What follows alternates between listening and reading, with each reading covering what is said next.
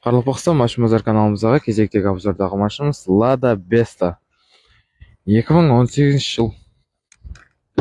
Ішкі салондарын көресіздер. Чехол, полик, метан. Пробеглері 155 мың болыпты. Осындай заводской мониторлары бар. Позициялары комфорт плюс мультимедиа деген позицияда болады екен. Бұлар краска жағдайлар қалай жа? Краска қалай? Краска yok. Монкрем. Арқа орындықтарын көресіздер. Балонлары осындай көріністе болады. Дискісі осындай заводской дискілерінен басылған. Lada Vesta іздеп жүрген таныстарыңыз болса, видеомыз сізге тапсырып беремін. Машинамыз таза состояниеде тұрыпты.